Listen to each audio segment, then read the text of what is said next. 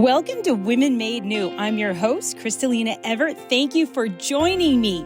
Well, we made it, everyone. We crossed the threshold, and it is the new year. So happy New Year. And I thought it would be great to start this new year off with and about the Blessed Mother. So today we have a show with Megan Madden, and we are going to discuss her new book, Mary, Teach Me to Be Your Daughter, because that is not an easy thing for everyone. It's not easy to actually think, I'm the Blessed Mother's daughter. I want to be the Blessed Mother's daughter. Those aren't actually easy things to want and navigate through. But Our Lady is a warrior queen. She loves us. She wants to guide us, and she wants to lead us into the new year and stay with us throughout this new year. And there's no better place to be than under her mantle.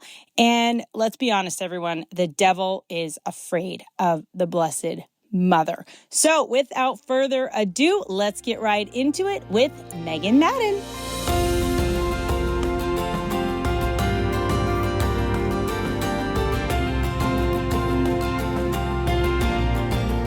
Welcome to Women Made New. I'm your host, Crystalina Evert. Thank you for joining me. Today, we have Megan Madden here at Women Made New. Welcome, Megan. Thank you so much for having me. I'm so excited to be here.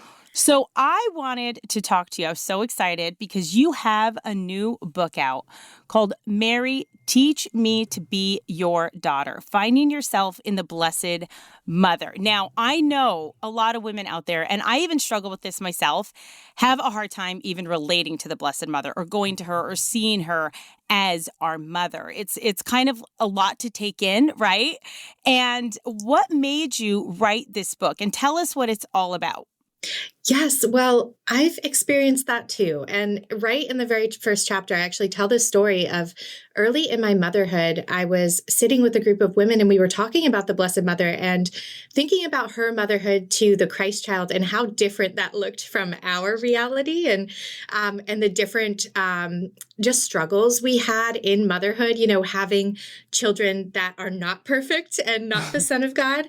And it just, that conversation, I didn't say much, I listened, but I just knew we were missing something there. And that conversation stayed in my heart for a long time. And over the course of many years and in my own motherhood, I finally began to just explore what it meant to not just pray and ask for Our Lady's intercession and think of her as a mother that is distant or maybe not having as intimate of a relationship with her. I wanted an intimate relationship with her as my mother. And over the course of many years and studies, it brought me to ask the question of what it means to be Our Lady's daughter. And that's what led me to write this book. Now, in different conversations that you have with women and kind of where you see where they're at with their relationship with the Blessed Mother, what are you kind of finding that women struggle with? So I think even if not on purpose, there are times when we put Our Lady, or perhaps we just in general do this, put her on a pedestal and of perfection that we can't reach, which is true. We can't reach her level of perfection. And she is the Queen Mother. And that was something I wanted to keep that essence of in the book. But she also is this intimate mother to each of us individually. And so I think there's a struggle, I think, in understanding motherhood and holy motherhood and gentle motherhood. And that's what she is to us, which I find very healing in our times. Yes. And our times right now are so unpredictable. And it's just kind of like we really have to, I would say in a very huge way, just trusting God day by day, because there's so much going on in the world, in the church, in our own household, in the schools, just everywhere around us. But at the same time, I feel like if we're grounded in our faith, in our Catholic faith, we're grounded in the Eucharist, we're grounded in the teachings of the Catholic Church, I feel like anything that is going on outside of us, we're okay. We're going to be okay because God has got us. And the Blessed Mother, like you said, she is a queen. She's a I heard someone say, even an exorcist once said, she's a warrior queen. She's not just a queen, she's a warrior queen, right? And Yes, she is yes. amazing. And her virtues, I know everyone talks about like her humility and her obedience to God, but she has her own list of Marian virtues, doesn't she? Yes, she does. And that, I love that phrase. Actually, I wrote it in the book, is warrior queen mother. Yes. Yes. And prior to writing this book, I was in Austria for 2 years for my husband's studies. And he's a theologian. So we went through lots of grad school. And during that time, I took graduate courses in marriage and family. And we were very blessed to be able to go to divine liturgy. And the Byzantine priests, they have such a beautiful way of looking at Our Lady, because it is in this like very mysterious warrior queen way. And so you see, like you said, you're hitting on the humility, the meekness, the gentleness. We love that. And that is also Our Lady, but she's also strong. She's a valiant woman. So the things that you just said right there, like the humility, the meekness, the obedience, do you know, I think those are the weapons of heaven. Those are literally Yes. the weapons of heaven. And it is so absolutely counter opposite of the world, right? And we think of weapons and violence and anger and strength and taking over and conquering, as to where the weapons of heaven really are the absolute opposite. And like the love disarms all of it. The humility disarms all of that. And the obedience really has the power of God infused when you're in the will of God, right? And that's, she lived the essence of living in the will of God. Yes, yes. I think it's exactly that. When we are humbled, God exalts. And she was the most humble woman that ever walked this earth. And God exalted her to, through her surrender and her yes. So kind of break the book down for us of what women are going to find, what they're going to read about, and just the way you structured it. Sure. I was really inspired. I didn't want to kind of take characteristics of Mary and formulate them myself, right? I wanted to take a look at what the church said. What do the saints say about this? So I looked at St. Louis de Montfort and his 10 principal virtues of Mary. And so each chapter is on one of his what he lists as her 10 principal virtues, matched with a quality of the feminine genius, so that it can really directly hit us as women and help us see how we can imitate her in these very noble, beautiful virtues through our maternal hearts and our feminine hearts. Can you list some of the virtues that maybe women don't know about the Blessed Mother? Because there's always those prominent virtues, but I feel like there's also these hidden virtues that never get spoken. Yes. I think the first one I love that I didn't really know about, but when you hear it, you'll say, well, of course, is unceasing prayer and self-denial, ardent love, angelic kindness, heavenly wisdom, patience. So these are some of the ones that we don't frequently hear as much as humility and her faith and obedience. Again, for those of you that are just tuning in, I am here with Megan Madden, and we are discussing her new beautiful book, Mary, Teach Me to Be Your Daughter, Finding Yourself in the Blessed Mother. And I have to say, Megan, when I kind of started fostering that relationship and taking my faith more seriously, right, after my conversion, I really had a hard time with the Blessed Mother. I did. I think most women do. Like there's almost this point, and it seems like a lot of women's lives where it's like the Blessed Mother, you grow up knowing her as a cradle Catholic or knowing her being the Mother of God just in general, right? But there is this time and this point in your life where I feel like she does invite everyone to that deeper relationship with her and to get to know her. And she wants to be your mother, and she kind of wants to gather her children close, but some of them don't want to be close. They don't know her. They don't want to be, it's like I was obstinate. I'm just like, okay, you're the mother of God, not my mother kind of thing. But I prayed and I did the Yes. rosary, but there was like this wall, and it was so hard to break through. But also I think I associated that relationship with my own wounds with my own mother, right? And the things that I had and the issues that I struggled with. And it really wasn't until after I went through my counseling and I dealt with my issues and my own anger or things like that, that I really was able, it was interesting to embrace almost that relationship with the Blessed Mother, because the devil's very cunning to where he can kind of use those wounds against you in your spirituality, right? With the Blessed Mother. Wouldn't you say that Yes. happens with women? I think this happens so often, and that was one of the reasons I wanted to write this book. Is I want it to be a way that we can touch base with her and learn more about her, and actually just inspire that prayer. Because I think even praying the Rosary, that is a huge wall breaker. It is the weapon of our times. And the Rosary, as simple as a prayer as it is, right? And it's kind of it's like the Hail Mary over and over, and just the Our Father.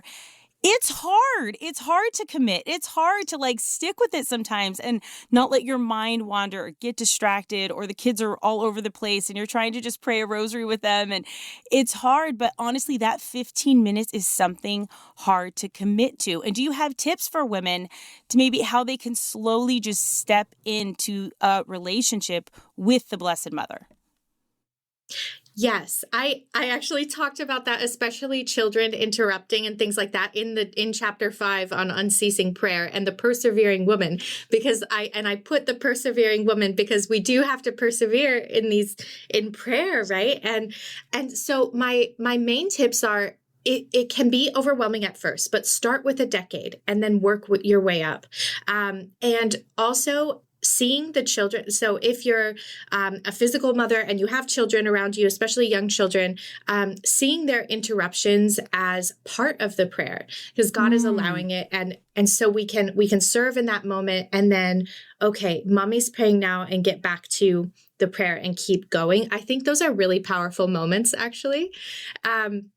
And then the other thing is to, on each decade, think of someone you want to pray for and offer that decade for them. I think that's very motivating for the Rosary. Oh, I love that. And I really think this book, because it's really practical. And that's what's nice, because there's so many theological books on the Blessed Mother and her virtues and her mission and being the mother of God. But sometimes it's over our head, right? And you're ready to go. You want to read, you want to learn.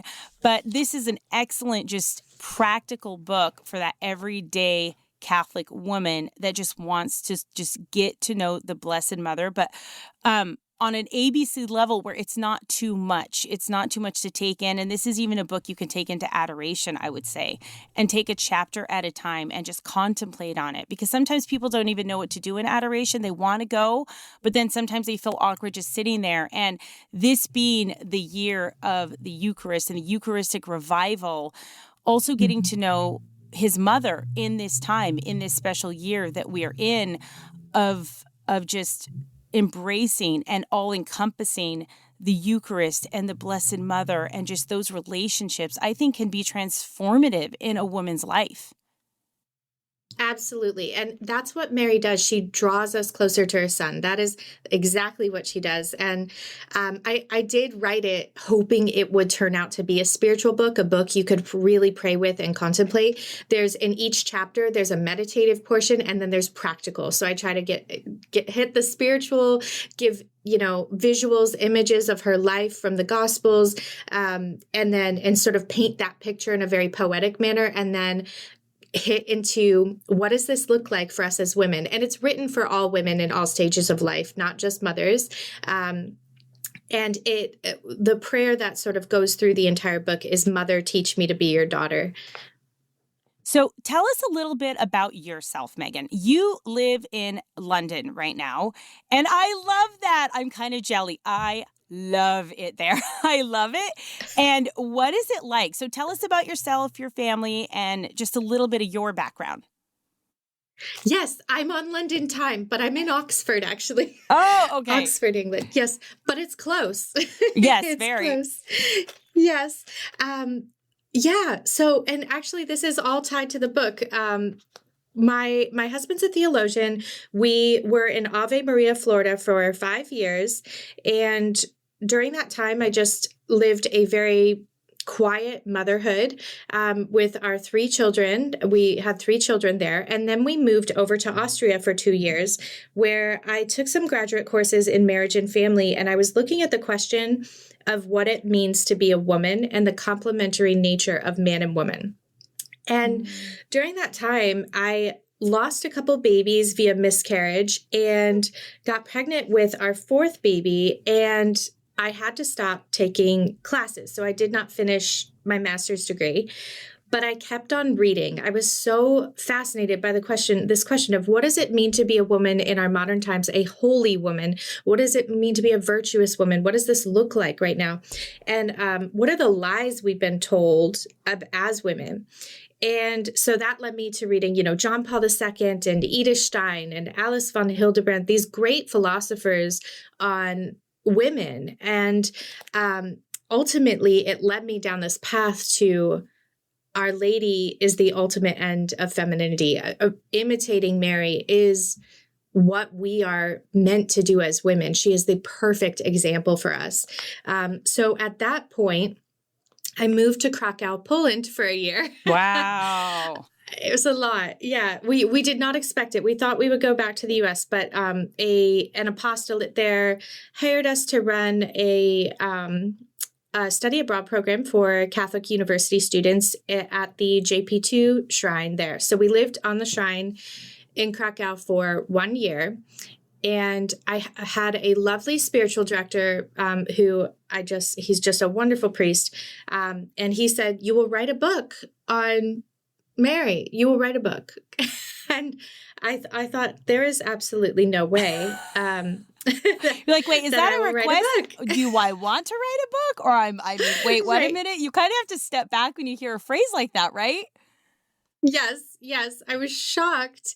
So what did you do with that? Did you just you went to prayer? What was that about, God? I mean, it kind of throws you off when you get something like that and okay, well, this is probably from God. What am I supposed to do with this, right?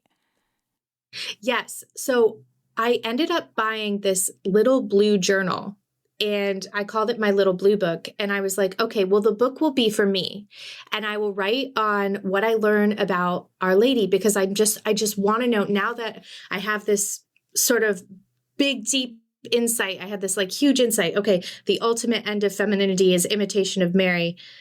It was now I want to know everything there is to know about her. I want to develop this relationship. I had always loved her.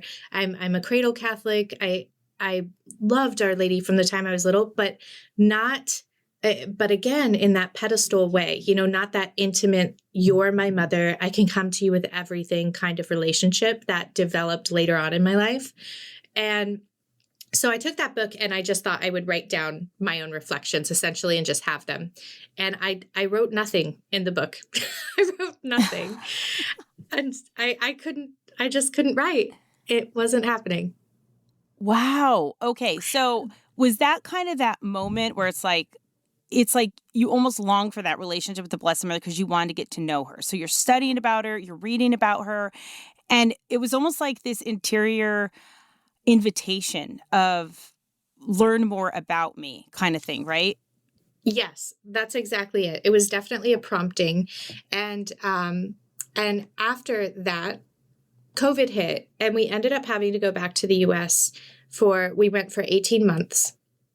And during that time, our whole life shifted, and it's why we're in Oxford now. So we had another baby there. I'm a mother of 6 children. And so we had our 5th baby, and we were trying to figure out what's next because we knew the borders were closed and we couldn't go back to Poland and continue our work there. Wow. And the long story short is my husband was hired by the Blackfriars in Oxford, which was like a dream job. We couldn't believe it.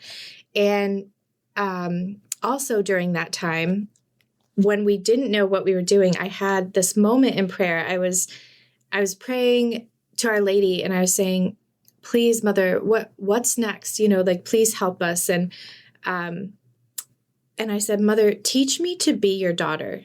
I was thinking about that element of surrender and to God's will, whatever it might be, and complete and radical trust in God in that moment. And I felt her so close. And it was in that moment I said, I'm going to write a book. And I knew exactly what it would be on. And that's when I started putting my pen to paper and writing Mary, teach me to be your daughter, but what I was calling my little blue book. Oh, I love it. And that's the title of your book. That's what we're talking about today. And your book is blue.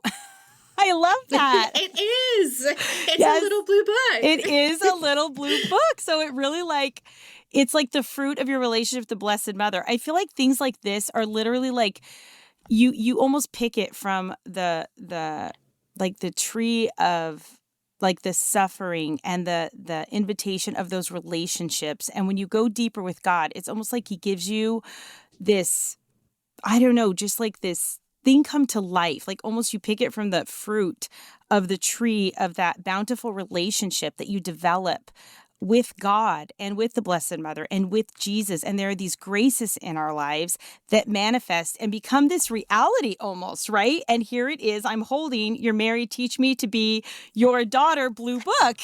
So it's beautiful. Yes. And that's the thing that I really want women to know and to really understand is that when God places something on your heart, and even like it was a couple years earlier, a year earlier from you, or there was a lot that happened when that first came into your heart, right? And you got that little blue journal.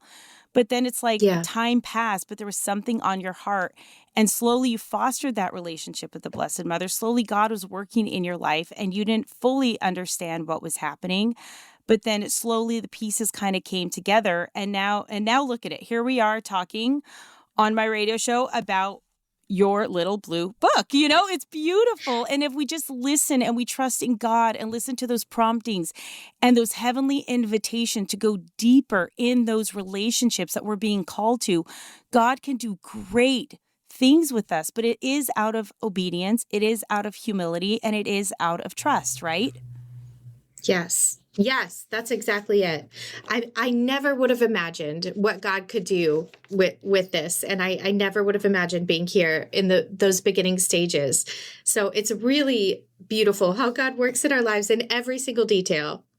Every detail. He actually wants to be in every detail of our life. And this is the thing, and something that you said I think was very profound, is that it's like Mary almost was like inviting you in that moment, and you literally had to almost give her permission that, Mary, teach me to be your daughter. You wanted her to be your mother. And it's like you almost gave her that permission, really wholeheartedly though, right? It wasn't a head thing. It was a heart thing where you're just like, okay, I'm ready. Teach me to be your daughter. And I think in every woman's life, almost in every person's life, you really have to wholeheartedly like step into that and give Our Lady permission, give Jesus permission, give God permission to come in and foster that relationship. Because if we actually don't give him that permission, it's like that picture, right? Where Jesus is on the outside of the door and there's no knob and he's like knocking. And unless we open it up and give him that permission to enter, it's not going to happen. So as much as people may pray, if they don't give him that actual permission to just, I want to be your daughter, be my mother kind of thing. Like that permission is huge in someone's spirituality, because after that, wouldn't you say there was like leaps and bounds in everything that happened?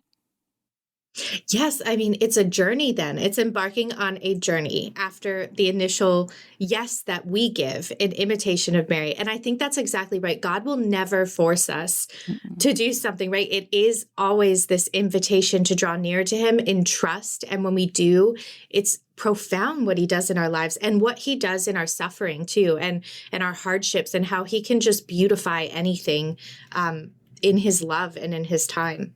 I love that. He can beautify anything, because women right now listening and people listening, they don't feel so beautiful. In fact, they feel pretty ugly and that yuck inside and that brokenness, and they don't even want God to look at them. And they keep a distance like, well, I'll go this far because if I get closer, you're going to see the yuck and the gunk and everything else. But actually, it is in that God really wants to love and heal you in that true, beautiful relationship with you, right? Because it's seeing all of you as real love, not just pieces of you, right? And the Blessed Mother Yeah. wants to love us, help us, heal us, strengthen us, and teach us to be warriors ourselves here on earth, right? For God. So it's just listening to those small promptings. And I have to go back to, and I just love about your book, that you actually said, Mary, teach me to be your daughter.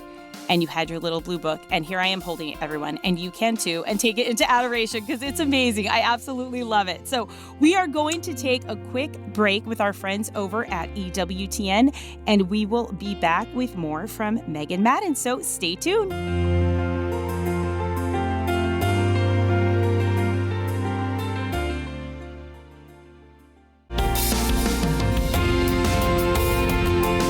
Welcome back to Women Made New. I'm your host, Crystalina Evert. Thank you for joining me. And for those of you just tuning in, we are talking with Megan Madden, and we are discussing her new book, Mary, Teach Me to Be Your Daughter, Finding Yourself in the Blessed Mother. And it's hard to find yourself in the Blessed Mother. I mean, she's the Queen of Heaven. She's the Queen of God. It's like, how on earth can I even find anything of myself in that? You know, it's like just the rays of her just like are intimidating, you know? And I had that moment and that time in my life where I'm just like, okay, she's up there, I'm down here, just kind of an unreachable thing, you know, but you honor and you say the rosary or however best you can. But there is a moment in everybody's life where I think, just like your relationship with Jesus, there is this intimate invitation to go deeper and to have that real relationship, right? And that permission of like, Lord Jesus, please, I want to have a relationship, or help me, teach me to love you. And I think that same thing goes for the Blessed Mother, is that we have to really invite her to be our mother. And I said this in the first segment, I'll say it again for the people just tuning in, that I really had a hard time doing that because of my own issues with my mother and my own brokenness that I had and things that I had to deal with in counseling. And my mother and I have an awesome relationship now. I love my mom. You know, it's like she's just my go-to person now. And there was a time in my life for a while where I just kind of was like, had this almost aversion and anger. And I really feel like the devil really robbed me of so much because I allowed him to. And I was living out of that wound with my mom. So for those of you that do have maybe wounds or things there, really ask Our Lady to help you in healing those. Ask the Holy Spirit to show you what needs to be healed in maybe that relationship. And maybe some of you don't want a relationship with your mother, or something maybe happened, or maybe they've passed away, or you can't have a relationship. But that doesn't mean that you still shouldn't work on those wounds that maybe you have, because that affects you. And that's almost a poison within you that you're leaving and not extracting, that the devil can use almost against you. And it also will keep you from your heavenly mother that so longs to have that relationship with you. So this book is an excellent way, and even a segue into doing something like that. If someone wants to start really slowly embracing Our Lady and her virtues and learning about her in just a really practical way. So with the practicality of this book, can you tell us just some practical tips in this new year that women can just maybe slowly embrace that relationship with the Blessed Mother if they have a hard time with her? Yes. Well, within this book, I really hope to touch on all of those things. And I think something that we can do, and a saint we can pray with to draw closer to Our Lady, would be to look at Saint Mary Magdalene, because she stayed with Our Lady and walked through Calvary right by Our Lady's side. And Our Lady had, Mary had every reason to just be upset with us. She knew her son was dying for our sins, but she wasn't. She was loving us with him. She was dying with him internally in her heart. Her heart was pierced. And she had Saint Mary Magdalene right beside her. And there's often these beautiful sacred art pieces depicting Mary with Mary Magdalene underneath the cross and how close they are and how even Our Lady is almost holding her and consoling her, Mary Yeah. Magdalene. So just placing ourselves as little Mary Magdalenes almost, by Our Lady and saying, yes, I am broken. Yes, Mary Magdalene came from a very broken background and she was transformed in Christ. And so coming in that way and giving every aspect, every piece of our heart and to the Lord through the Blessed Mother, and she draws near in that, and she holds us in that and brings that maternal healing. I love that. I never actually really thought of that before. That is beautiful, Megan. Thank you for that, because Mary Magdalene was incredibly broken at where she came from, and God really took her and healed her and transformed her and made her this new, beautiful, unbelievable woman. And we all know her story, right? And there's so many Yeah. women now that can relate to her. And that there she was in that place of honor, right there with Our Lady at the foot of the cross. I mean, honestly, if you look back at that time, there's no greater honor in that moment in time that a person could have had than to be right there at the foot of the cross with Jesus in those moments, right? And Mm-hmm. that is absolutely profound. And I'm going to tell you this. When I was at Mass one day, I go to this church called St. Bernadette. If you can look it up, it is the most beautiful, magnificent, just the murals, and just it's really something to behold, this church, right? And it's our parish. But I was looking up one day, and there is a mural of the depiction of the crucifixion, right? And the thieves, and there's a crowd. And what I thought was so interesting about this is that kind of one side of it was kind of just, there was this light, like God's kind of light was like shining on one side, and the Blessed Mother was there with Mary Magdalene, like you said, and there were like 4 people on that side, and it was just like empty, desolate desert, but there was light surrounding it, right? But then on the other side, and where the bad thief was, or on the other side, all of the Pharisees and the people that were condemning Jesus were on the other side of this mural. And it was like almost this darkness enveloped them, right? But there were so many people there. And there was almost this line drawn between the light and the dark. And as I was looking at that, I thought, oh my goodness, all of those people that were there at the crucifixion, that Jesus' crucifixion, it really kind of started with the crucifixion of his character in the public square, right? The tearing down, he's a liar, he's crazy, he's a false prophet, just almost just ripping apart his character. And that's really kind of where it all started, and the doubt in Jesus, and people just kind of slowly ripping who he was and how people looked at him in that public square. And it's just like in our relationship now, especially living out our Catholic faith, that's something that maybe is to be expected, that people may not understand that, well, you want to live out your Catholic faith. You want to go to Mass. You want to be faithful. Certain things you won't accept. Certain things are inappropriate. Certain things that that you just won't tolerate because of that Catholic faith and love for Jesus. And deep down, we all know right from wrong, and that people may not understand that. People may not understand that you want a relationship with the Blessed Mother. You may fully not understand it right now, right? A lot of people don't, but there is this longing there, and that not to be afraid, but just know it's something that Jesus walked through as well, that if you are being just maybe persecuted or looked at strangely, or your family's like not understanding why you're embracing your Catholic faith or the Blessed Mother, or like what is happening, that's okay. They fully don't need to understand it, because honestly, at the end of the day, this is between you and God.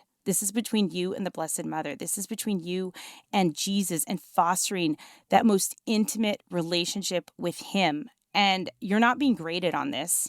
And no one's judging you. No one is your judge, jury, and trial out here. All that matters is your relationship with God, and he sees your heart. So no matter who comes after you or maybe judge you, or imagine what the Blessed Mother went through in regards to all of that, being the mother of Jesus. I'm sure she was not accepted everywhere back in the day, right? I'm sure she had to go through her own persecutions that we don't even know about, but she kept on, and she was strong, and there's so much to learn from her and her strength, wouldn't you say? Yes, absolutely. I think in chapter 10, I called it the valiant woman, and it's looking Yes. at Mary's kindness, but as a strong woman. And that's the thing, to draw closer to Mary. We can do things. We can pray the rosary. We can pray the Magnificat prayer. We can sing hymns to her, these sorts of things, and draw closer to her through that.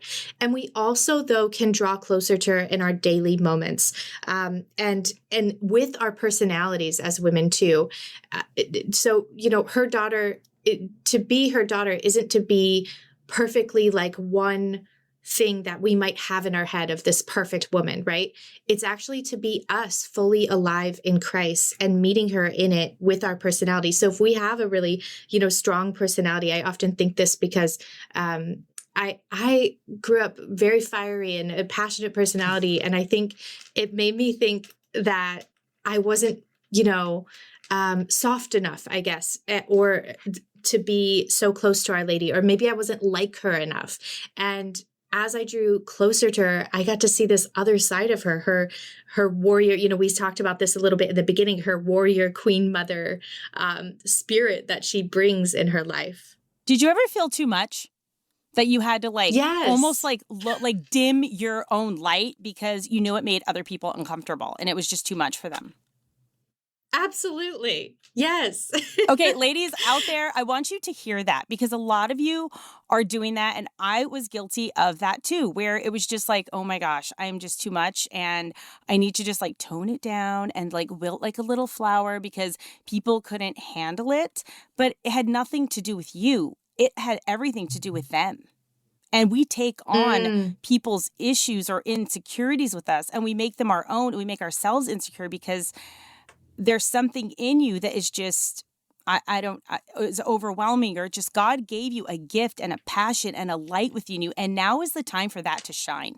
Our world is enveloped in darkness, and now is the time to stand up and not be ashamed of the gifts you have and who you are and the mission that God has given you because you're afraid you're going to offend someone or it's going to be too much or maybe it's too similar like her mission that she's doing and people think I'm copying her. No, there's no such thing because we're all so unique in the gifts that God has given us that even if you have maybe a similar ministry or something that God's asking that somebody else is doing, it's never going to be the same.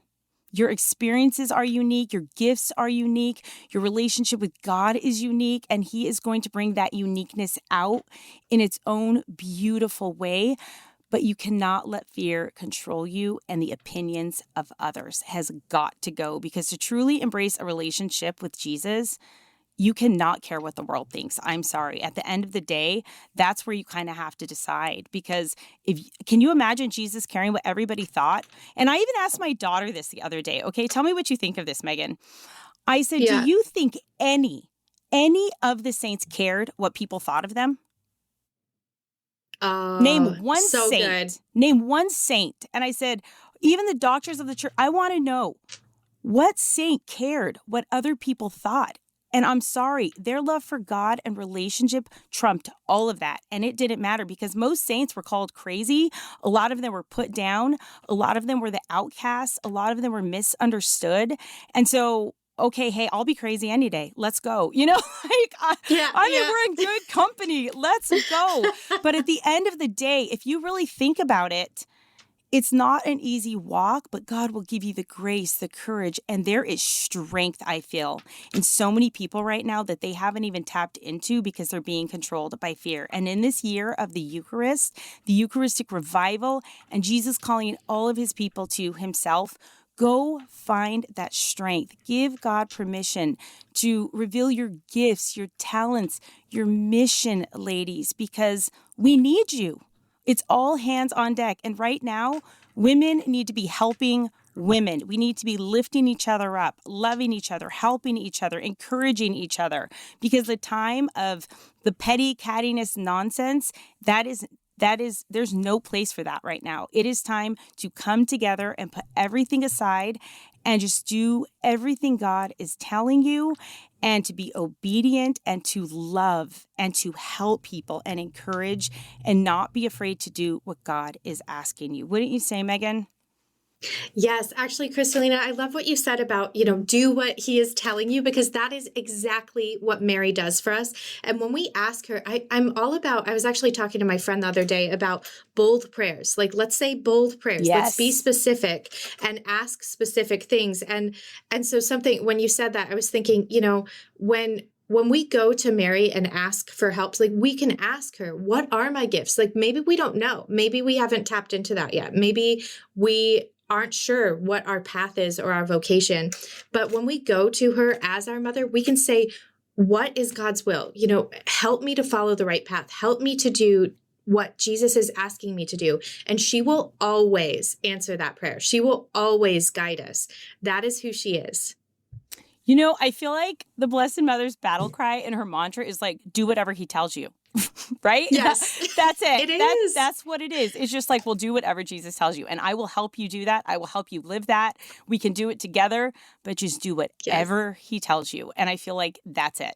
And it's so simple, right? And there was this adoration chapel that I used to visit, and it was ran by these French monks. It was just beautiful. And it was even during my time of conversion. And I remember going in there, and it took my breath away. It was so beautiful and peaceful. But underneath where adoration was, they had a cloth, and embroidered on the cloth, it said, do whatever he tells you. And I was just like, I don't know if I can do that.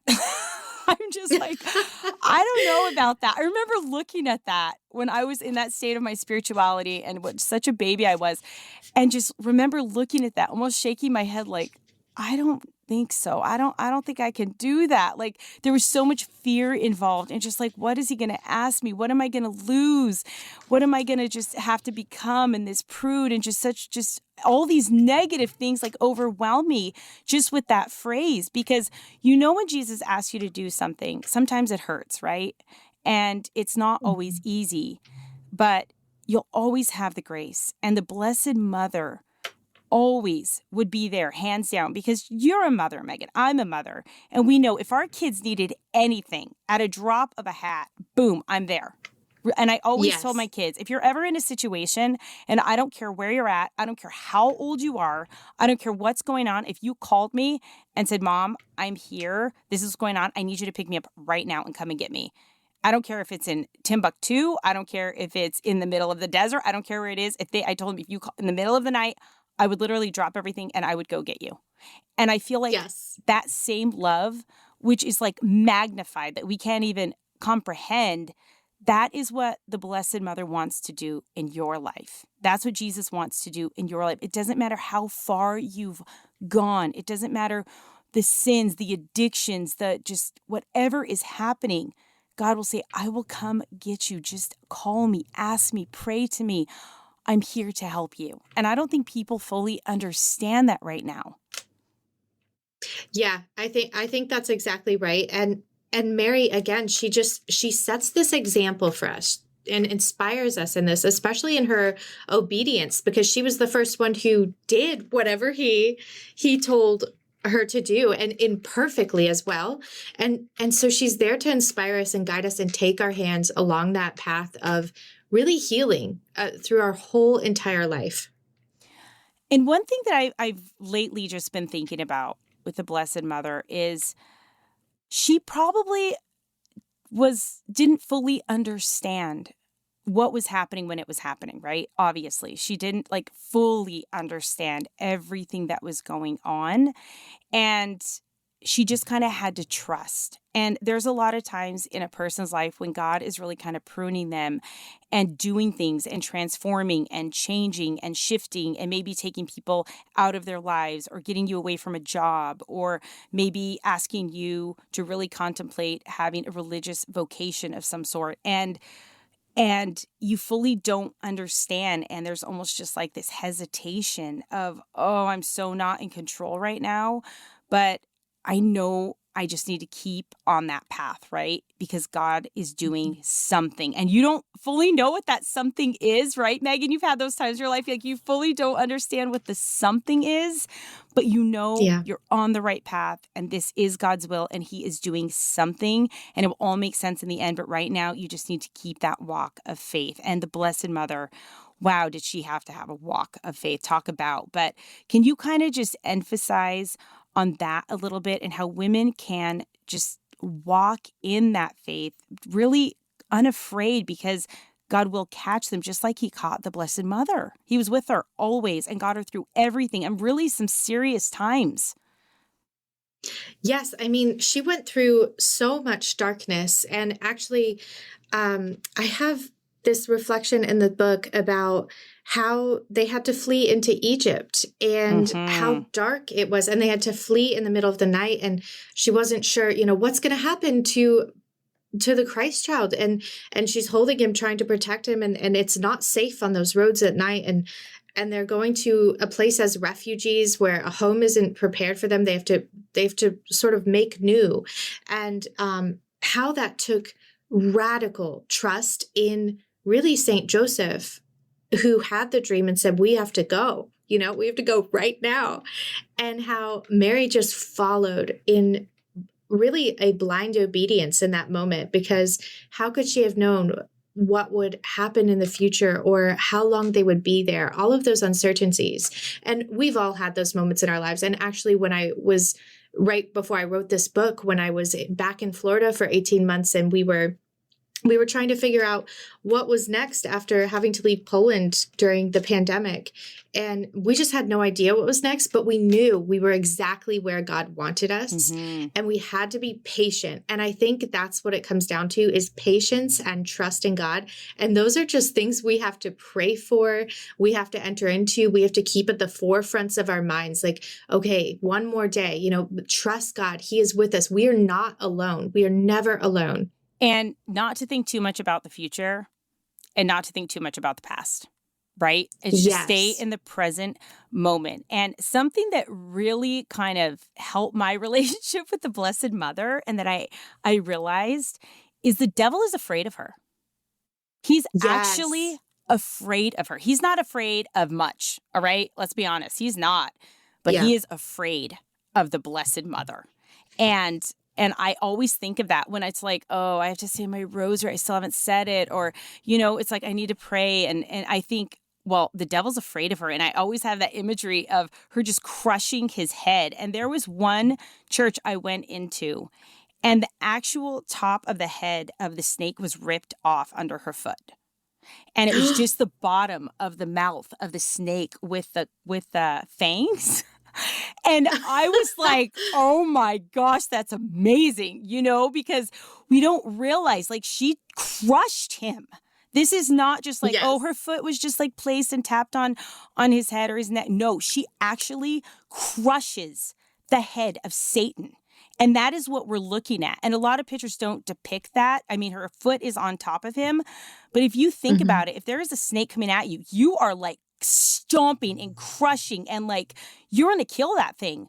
And that's exactly what the Blessed Mother can do in your life with your vices, with your addictions, with any ways that the evil one is coming after you and you keep going to confession for the same thing over and over and over and over. But honestly, when you invite the Blessed Mother in and go to that almost that next level, she's in the business of crushing the head of Satan. And so just invite her in. Just a Hail Mary a day, if that's all you have, that's fine. That she wants that, whatever it is, to just start fostering slowly that relationship, to really just take hold of whatever the devil has a grip in your life. Our Lady will slowly get rid of it. I'm telling you, it is a key.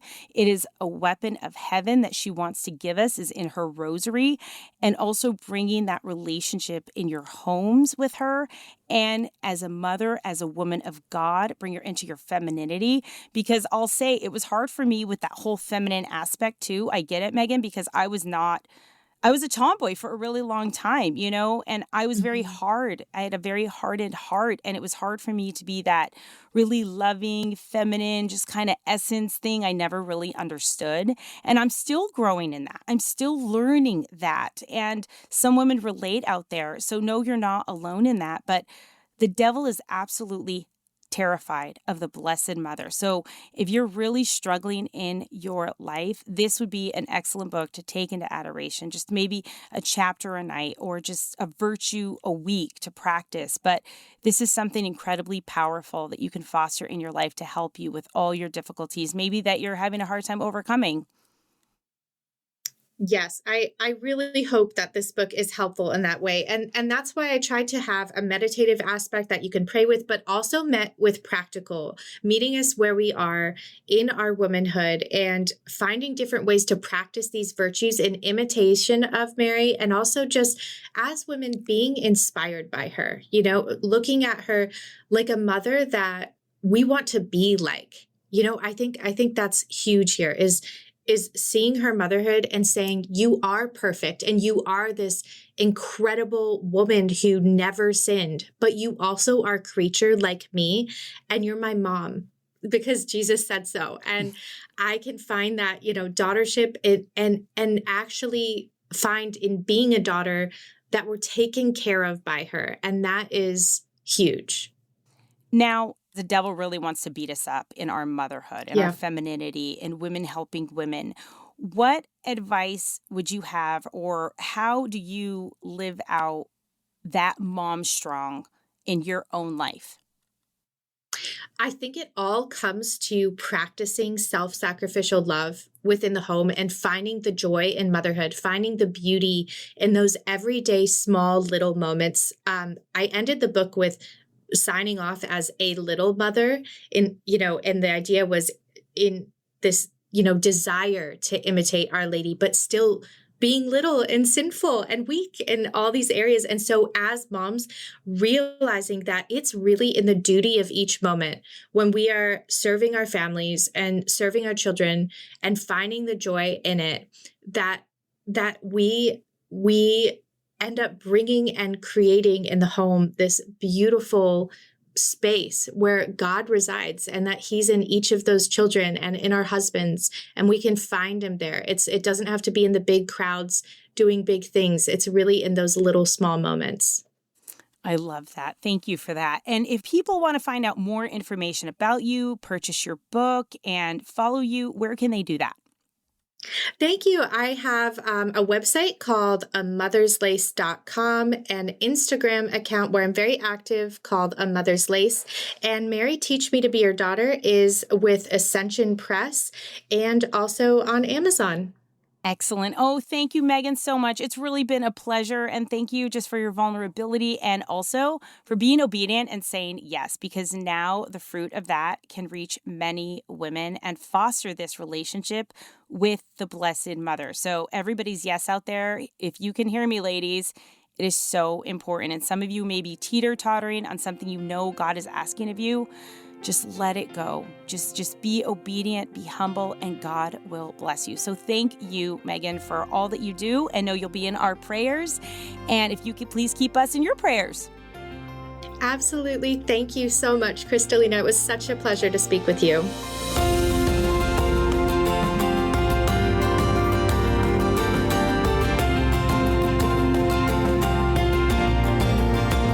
I want to thank my guest again for being here at Women Made New. And for those of you who want to start over, start this new year fresh and just dive in and just get into that healing process that you maybe have been putting off for a very long time, I would encourage you to download this free, unbelievable tool that you can just download right there in your phone on your app, the EWTN learning app. And there are several different learning series that you can go through. And one of them is mine for the Women Made New book, that you can start your healing process in the privacy of your own home.